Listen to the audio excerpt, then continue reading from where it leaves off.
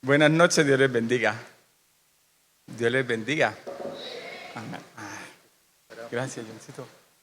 No, con esa presentación casi me voy. Imagínate. Veo jóvenes nuevos, familia, o el nuevo seré yo, ¿no? Me alegra verles. Kevin. Bienvenido. No sé si ustedes han encontrado un momento en la vida que algo surge de repente y todo lo cambia, ¿cierto? Y es algo inesperado.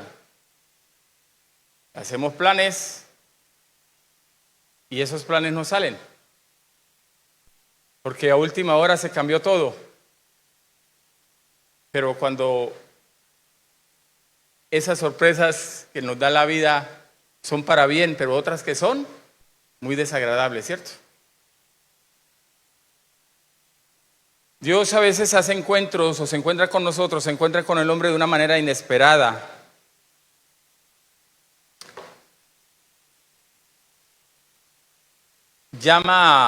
O Moisés se encuentra con Dios en medio de una zarza, ¿cierto?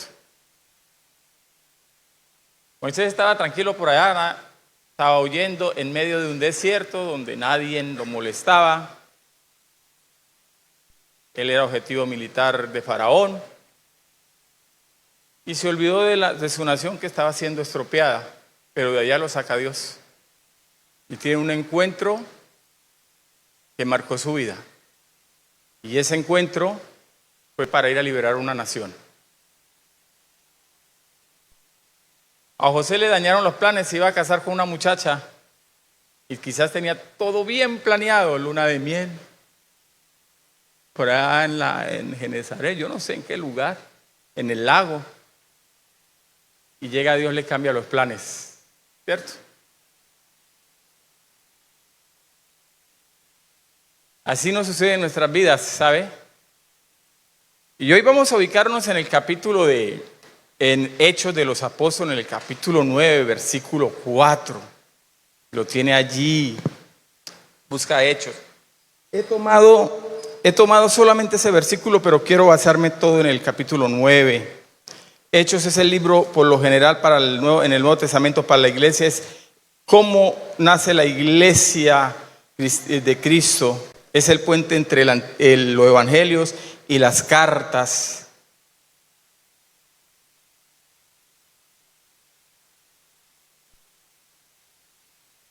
Dice, y cayendo en tierra, oyó una voz que decía, Saulo, Saulo, ¿por qué me persigues? Otra vez, pero ahí donde dice Saulo, usted va a decir su nombre.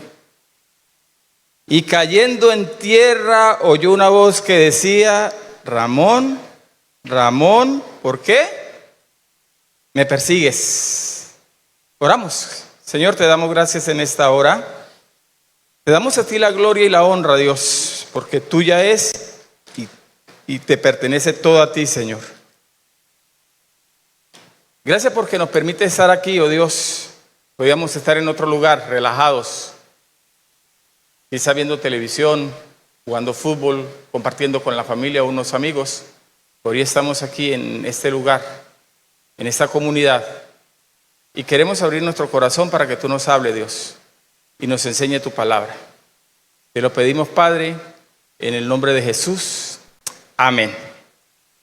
Yo le he titulado Un encuentro que lo cambió todo. Para hablar un poquito de contexto, donde estamos ubicados en el primer siglo, Saulo de Tarso, que apóstol llega a ser el apóstol Pablo, es un perseguidor de la iglesia primitiva. De hecho, es un hombre importante, es un celote prácticamente, es un asesino. Bueno, ¿para qué más hablamos de él, cierto? Tenía objetivos militares. Había un cristiano, un seguidor de Cristo, y era torturado. En el mejor de los casos, encarcelado o lo asesinaba. De hecho, él participa del primer asesinato de Esteban, lo apedrean, el primer mártir cristiano. Saulo tenía planes y era celoso y riguroso en cuanto a su religión, ante su creencia, pero él hace un plan, se lo puede leer. Es que nomás leyendo el capítulo 1 del 9 usted queda aterrado con cómo lo describe. Saulo, respirando aún amenazas y muerte contra los discípulos del Señor, vino al sumo, respirando. Imagínate, con esa referencia encontramos que Pablo sale en búsqueda, y en esa búsqueda tiene un encuentro que lo cambia todo. Yo inicio el evangelio a los 13 años y tuve un encuentro que me cambió mi vida. Ramón, a esa edad de adolescencia sí me cambió mi vida. Porque cuando Cristo llega a nuestras vidas lo cambia todo, y todo es todo. Cuando Jesús se encuentra con usted y se encuentra conmigo, Él no nos ignora. ¿Sabe? No somos ignorados. Jesús se encuentra con Saulo y tampoco lo interroga. Jesús se encuentra con Saulo y ni le hace un examen para ver si pasaba o no pasaba a ser discípulo de él. Jesús llama a Saulo y lo llama con nombre propio.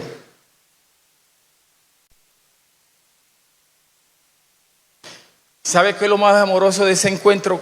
Que lo cambió todo, que Saulo se encuentra con Jesús y Jesús lo confronta con amor.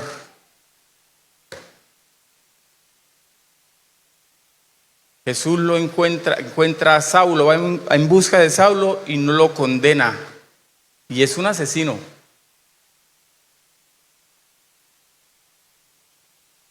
Ese es el encuentro que tenemos con Dios. Y por eso podemos entrar con Él o llegar ante Él con confianza, porque es un Dios amoroso. No señala, no juzga. Al contrario, Él dice: el que esté libre de pecado, lance la primera piedra.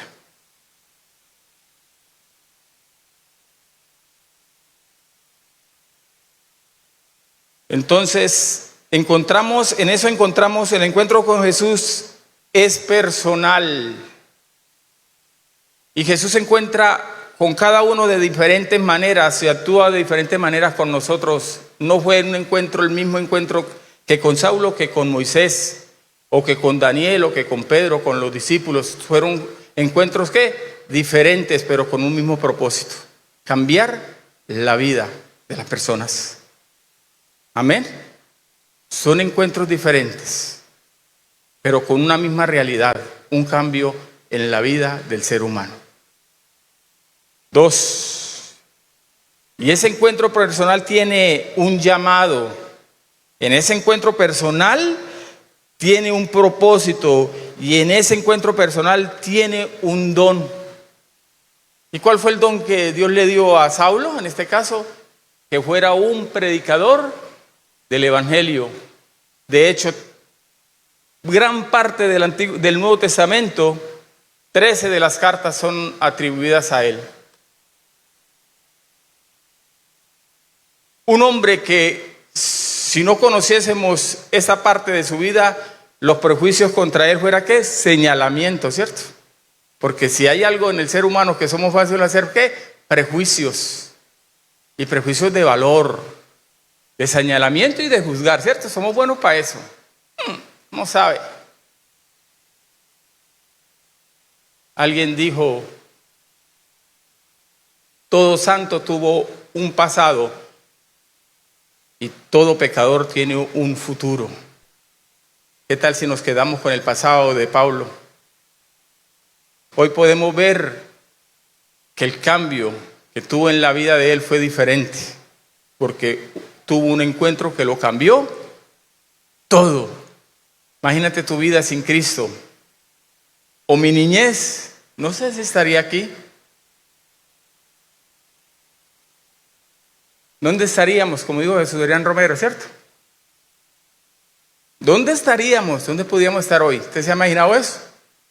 Porque ese encuentro que tuvimos con Jesús lo cambió todo. Y ese encuentro muchas veces no es cómodo. Ese encuentro con Jesús a veces es incómodo. Eso vamos a ver un poquito más adelante. Entonces, ese encuentro tiene un llamado, tiene un propósito y tiene un don. A uno predicar la palabra, a otros cantar, servir. Usted tiene su don.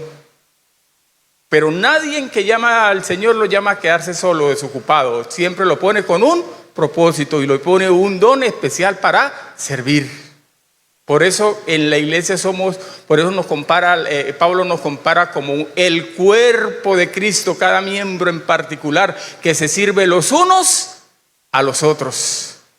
No, yo diciéndole a este pie no lo necesito, o a la mano o al ojo. No, cada uno, por eso vivimos en comunidad, porque el evangelio es comunitario. Amén. Se vive y se disfruta en comunidad. De hecho, los caballeros hemos salido por ahí, yo les molesto diciéndoles que salimos a tomar ¿qué?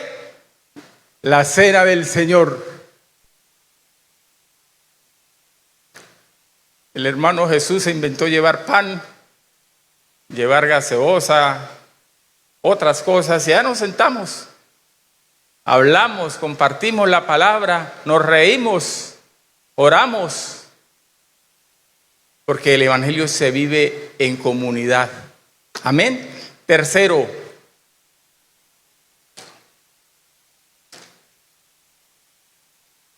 ese encuentro con Jesús nos hace caer la venda que teníamos en los ojos. Se acuerda que Saulo, usted lo puede encontrar ahí. Saulo, cuando se encuentra con Jesús, él quedó ¿qué? Ciego. Qué encuentro tan bonito, ¿no? Así como dijo el Huicho, si vos vieras. Y Pablo queda ciego.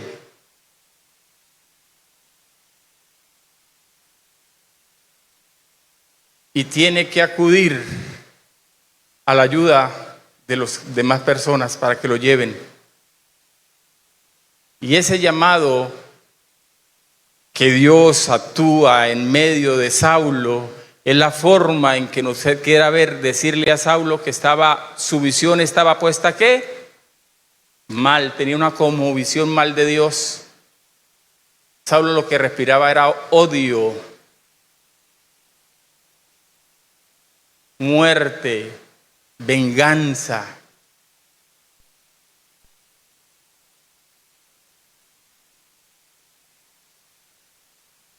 ¿Sabe que es difícil a ese llamado?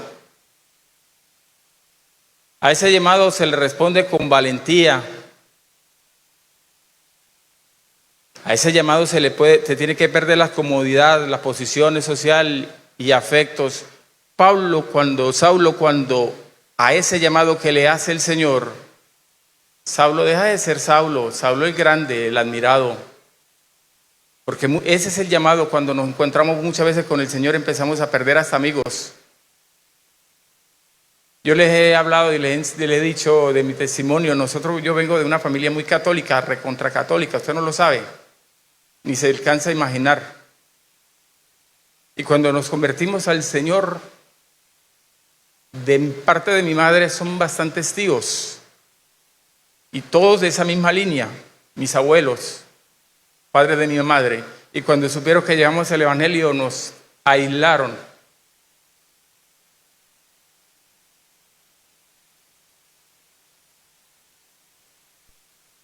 Hoy 30 y tantos años que tengo en el evangelio, todos mis tíos, los que quedan vivos y mis tías, bueno, ya mi mamá es la única de las mujeres, vienen a buscar ahora a mi mamá, la llaman y está pendiente.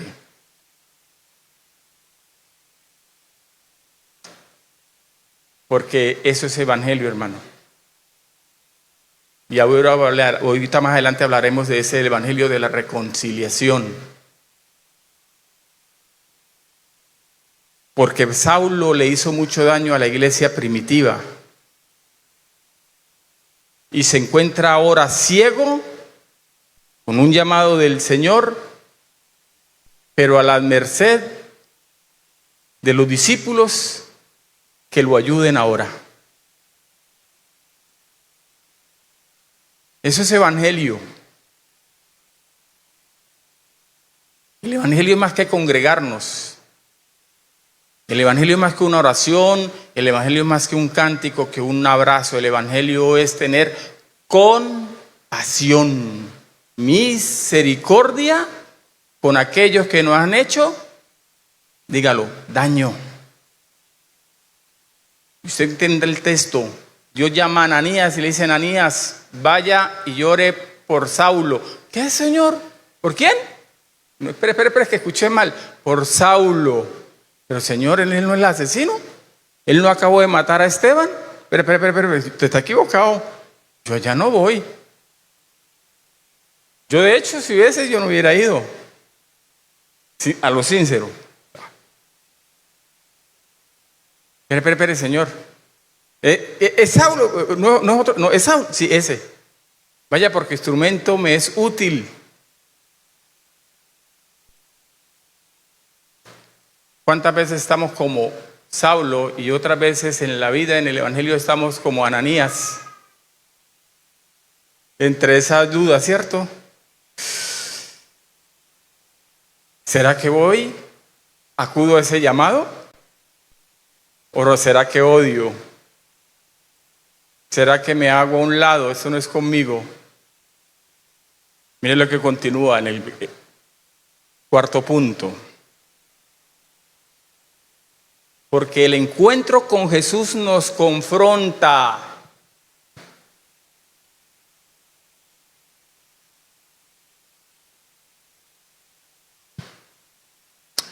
Confronta a Pablo o a Saulo, lo confronta con la verdad. Y a los cristianos, a los apóstoles, a Ananías lo confronta. ¿Qué tanto tienen de Dios, de Jesús en su corazón? La verdad de Saulo: estoy equivocado de estos. Estoy equivocado de Dios, porque yo a quien yo estoy persiguiendo es a Dios. Y yo a quien le estoy haciendo daño es a Dios. Y yo, por mis celos obsesivos, por mis celos religiosos, por tener y defender una doctrina en la cual yo he creído, me he convertido en un asesino, en un perseguidor, en uno que hace mal. Mire hasta dónde lleva la religión.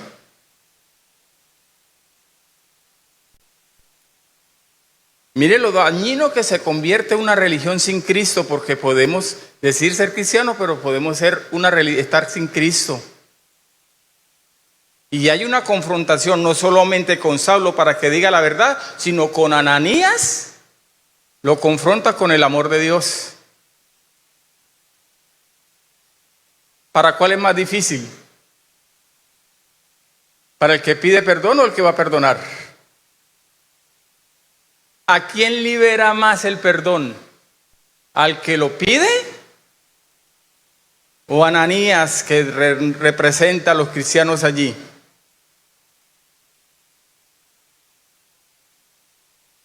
Porque el perdón libera, es el afectado. Porque yo pude haberle hecho daño a Johncito y se me olvidó que lo ofendí, que le robé o que hice cualquier otra cosa y se me olvidó, lo pasé, no sé. Pero John se quedó con ese rencor en su corazón y donde me ve y puja, está como el perro en la casa cuando no le dan las pepas, hace y él toda la vida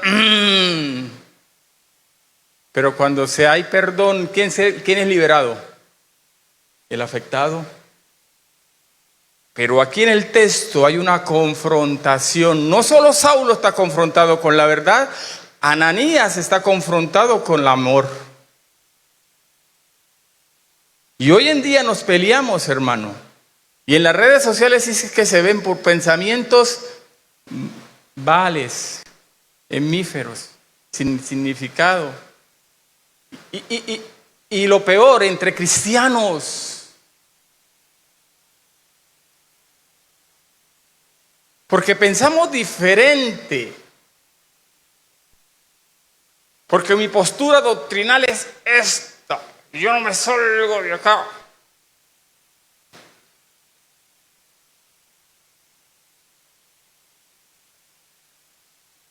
Porque justicia sin amor no es justicia. Y sin misericordia menos. Entonces hay una confrontación con la verdad y una confrontación con lo que vivo. En ese encuentro que lo cambia todo. Ese encuentro no fue solamente fue para Saulo, ese encuentro también fue para Ananías. Y no lo confunda con Ananías y Zafira, ese no es el mismo.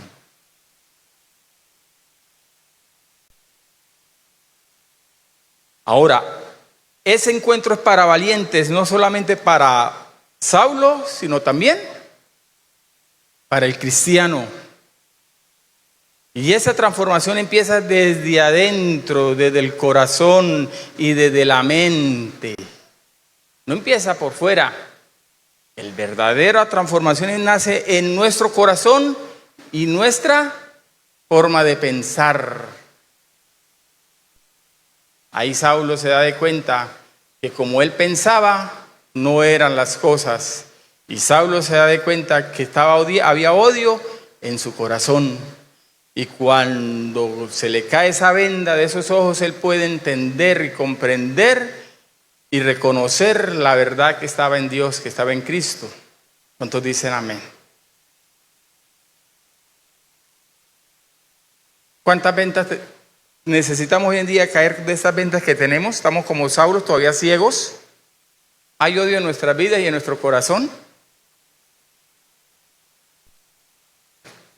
A la pregunta,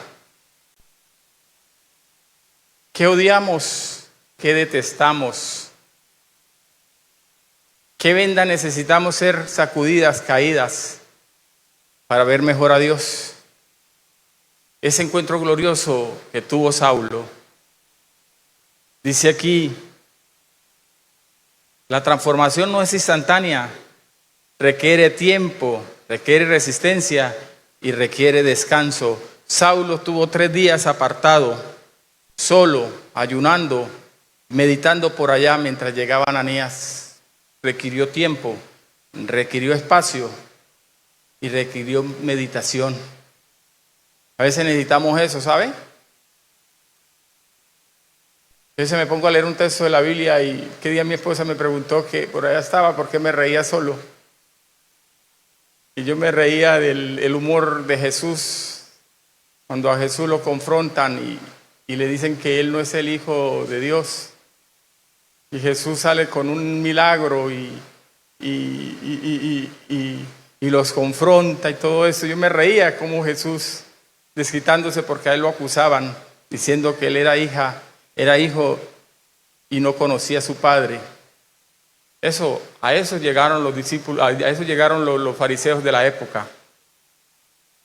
Y Jesús le respondió con un milagro asombroso, porque había una creencia en la época que, bueno, hoy en día todavía la hay.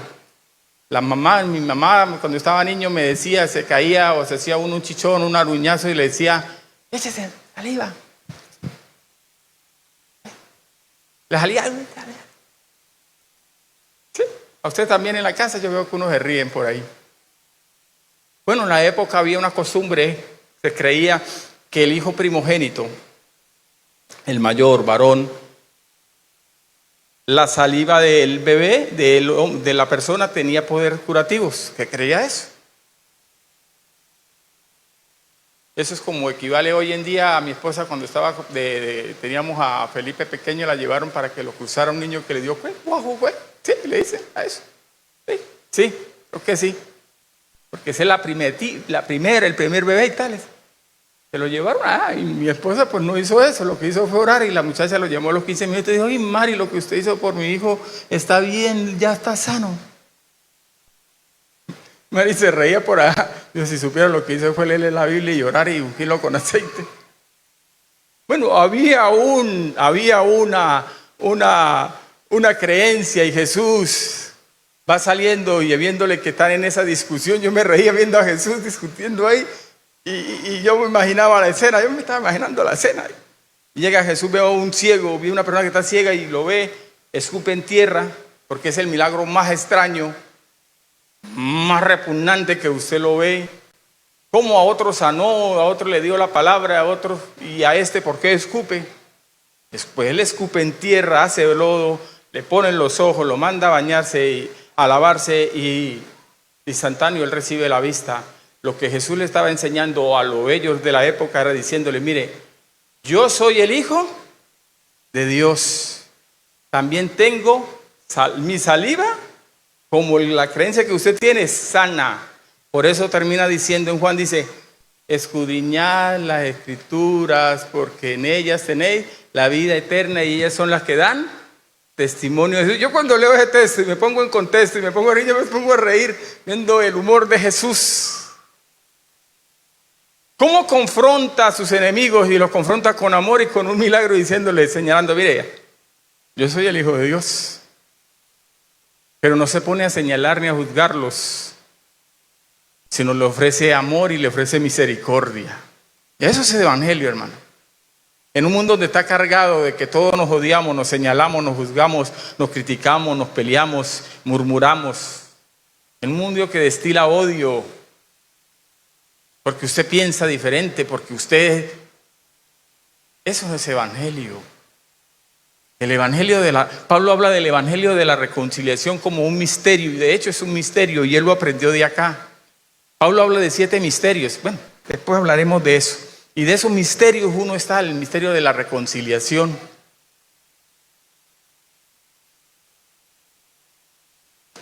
El encuentro con Jesús que hacemos parte de... El encuentro con Jesús nos hace parte de una familia.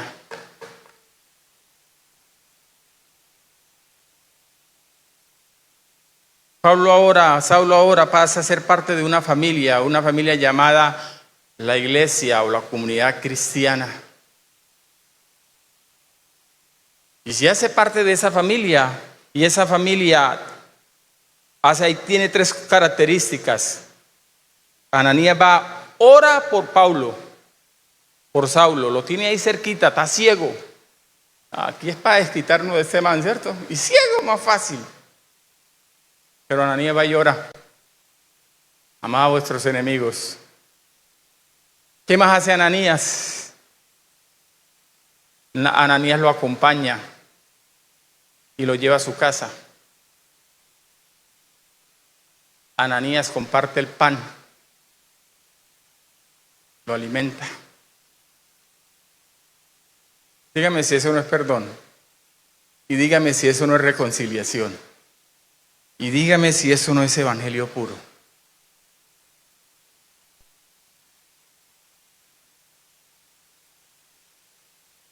Por eso la iglesia primitiva añadía cada día lo que habían de ser salvos, porque era una iglesia que el mundo los miraba como que reflejaban a Cristo.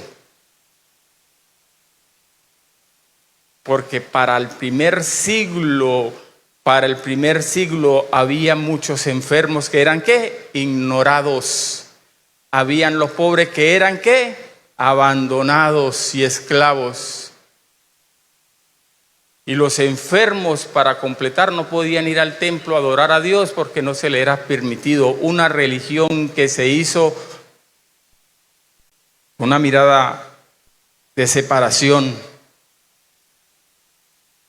de santidad falsa, porque una verdadera santidad de una persona es cuando ofrece amor. Es el primer principio de la santidad de una persona que tiene santidad.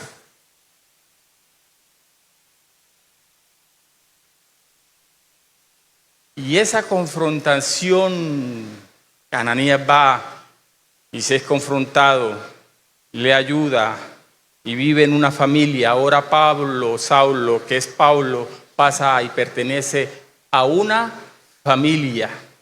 Le voy a regalar estas palabras que encontré hoy, que me parecieron y las escribí aquí. La iglesia no es un lugar que asistimos, ¿cierto? A nosotros nos preguntan, ¿en qué lugar usted asiste? La iglesia no es un lugar donde asistimos.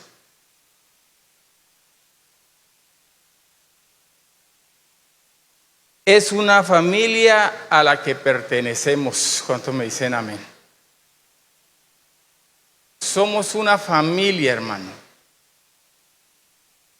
Y yo y cada uno de nosotros, y digo yo, porque vamos a cumplir con mi esposo un año que pasamos un proceso duro, y pude entender qué familia, y no pude ver mejor familia que la de la iglesia, hermano.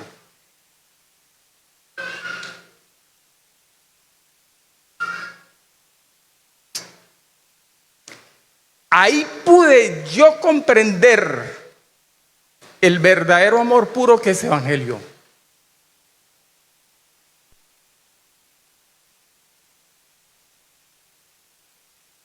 Gente de otros lugares enviándome dinero. Pude ver el amor de Dios reflejado en la familia que somos nosotros. Por eso el encuentro con Jesús es glorioso. Y vivir en comunidad es lo mejor. La otra frase que le voy a dejar es esta. La fe se marchita cuando se vive en soledad, pero florece cuando se vive en comunidad.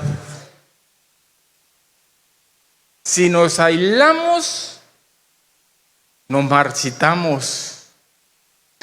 Pero si compartimos el pan, el saludo, la llamada, el abrazo, ese compañerismo, hermano, aquí tenemos diferencia, nos vamos a pelear, nos vamos a tener encontronazos. Yo no estoy diciendo que no, lo vamos a tener. Pero qué grandeza es poder mediar y amarnos y comprendernos tal como somos, como nos amó el Señor. Eso es vivir en comunidad. ¿Sabe qué es lo más difícil de ser cristiano?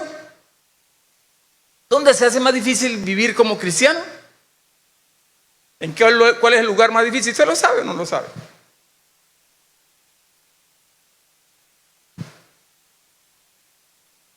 En la casa. Sí, en nuestra casa se nos hace más difícil. Ahí peleamos con nuestra esposa, ¿cierto? Discutimos con nuestros hijos. Hasta el gato y el perro llevan de la rume también. Y se lo voy a explicar porque este texto está muy mal interpretado y muy mal usado.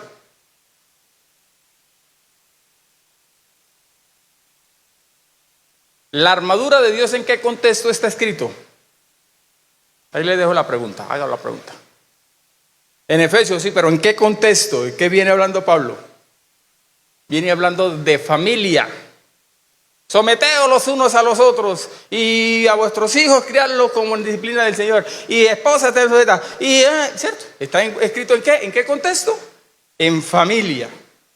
Y Pablo, como está viendo de familia, dice, ahora, como ustedes viven en familia, póngase en la armadura de Dios, ¿a dónde? En la casa. Para cuando ese tigre que tiene allá se le quieren borrar la raya y se pone todo furioso, usted ya tenga la armadura. Ya no, póngase el yelmo, no lo escuche. O cuando se enrosque esa serpiente y quieran picar, usted está bien protegido y no va a responder. En ese contexto, Pablo escribe, póngase la armadura, porque en el hogar, en la casa, se hace difícil a veces. Y más cuando se tiene la empresa en la casa, ¿cierto? Y hay unas discusiones tan... No, pues yo le dije, recuerde, póngase la armadura. Porque es allí como cristianos. Uy, cierto que aquí hay gente que no conoce a Cristo y me va a caer la Biblia acá. Somos humanos. En ese contexto, Pablo los pone y ponga la armadura porque es complicado ser cristiano en casa. Porque nos cacha y decimos cosas que no queremos decir y después, ay, venga, yo no quise decirlo, perdóneme. ¿Cuánto me están entendiendo? ¿Cuánto me dicen amén? Entonces, Saulo pasa a pertenecer a una comunidad que se llama iglesia, familia. El encuentro que lo cambió todo trae reconciliación. Saulo se confiesa con la verdad. Ananías pone de su parte y acepta acercarse a quien odia y confiesa el poder de Dios sanador en el corazón de él. Mira, termino con eso.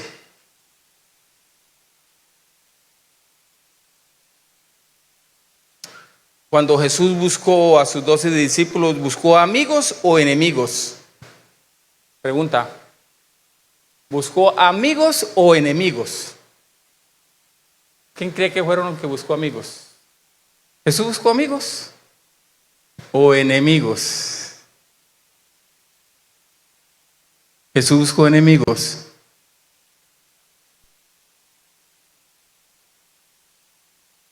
Tan fácil que es amar ¿cierto?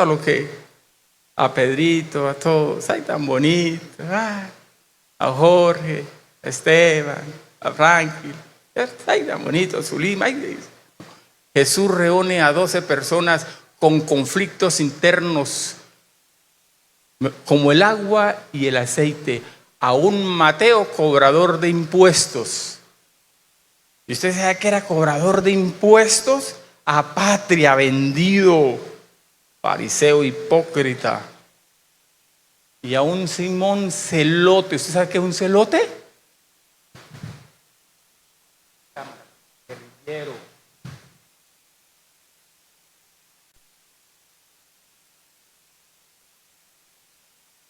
A unos hermanos, una pareja de hermanos que se odiaban y se tenían envidia. Juan y Jacob, llega la mamá y le dice, oiga, ¿cuánto hay que pagar ahí para que mi hijo esté primero y segundo ahí al lado de la derecha? Familia, pero se llevaban la mala.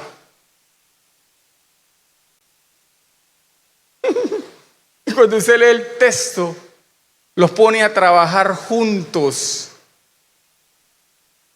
A un celote que había jurado que cuando encontraba a un cobrador de impuestos, lo mataba. No era que no.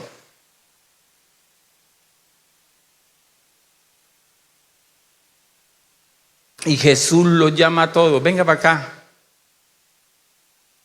Uno con una postura política diferente al de la otra.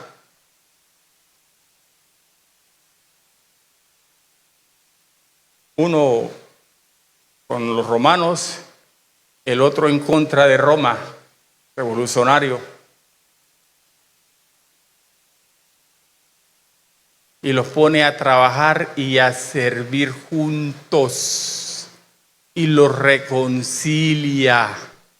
Y puede demostrarle al mundo entero que solo en Él nos podemos reconciliar los unos con los otros. ¿Cuántos me dicen amén? Porque nosotros los cristianos somos puente extendemos para que haya paz con las otras naciones, con los otros pueblos, con las otras comunidades. Pero si destilamos odio, venganza o crítica, ¿cómo nos ve el mundo? ¿Cómo creerán al Evangelio si el Evangelio es todo lo opuesto a lo que el mundo enseña y predica? Habla. Jesús reconcilió a 12 discípulos que pensaban y actuaban diferente, pero los usó y cambiaron el mundo, que hoy en día la iglesia del Señor somos millones, porque ellos tuvieron un encuentro con el Señor y ese encuentro los transformó. Que muchas veces ese encuentro con el Señor nos incomoda, pero otras veces nos alegra la vida, pero sobre todo destilamos y predicamos y enseñamos lo que es el verdadero amor, lo que es evangelio. ¿Por qué no nos ponemos en pie y oramos? Señor, ayúdanos a tener un encuentro de verdad contigo, Señor, donde podamos abrazar a aquel, Señor, que se hace difícil, sí. O a veces nosotros nos hacemos también lo difíciles, Dios, porque convivimos en un mundo caído, Señor, donde a veces el orgullo, la vanidad, nos exaltamos, nos creemos los más importantes y hacemos daño, Señor. No reflejamos tu amor y tu misericordia. La Biblia dice que somos la sal de esta tierra, que somos la luz para alumbrar a los que están ciegos, Señor. Que a nosotros nos fue encomendada la enseñanza y la predicación de la palabra, pero también de llevar la reconciliación los unos con los otros. Que nos vamos a encontrar con personas que piensan diferente, que ven la vida de otra manera, pero aún así, Señor, el amor está por encima de cualquier persona. El ser humano, como dignidad, como la creación perfecta tuya, merece respeto, merece amor, Señor, y merece misericordia. Y nosotros somos llamados como Ananías, Señor, a creer a ese llamado, a acompañarlos, a extender la mano y a compartir el pan. Eso es evangelio, Señor. Eso es Cristo. Y cuando nos amamos y perdonamos, Señor, y nos reconciliamos, este mundo puede cambiar. Mi familia cambiará, el barrio y mi entorno cambiará, y se hará más seguro, se hará más fácil el caminar contigo, Dios. Yo bendigo a las familias que están acá, los jóvenes que hoy se han reunido, los que estamos aquí presentes, los que están en casa, los que nos congregamos en esta familia, en esta comunidad o en otras comunidades cristianas, que reflejemos a Cristo, que reflejemos el amor tuyo, Señor, pero que sobre todo que brilles tú, Señor. Ahora despido esta enseñanza, Señor. Te lo pido, Padre, en Cristo Jesús. Amén y amén.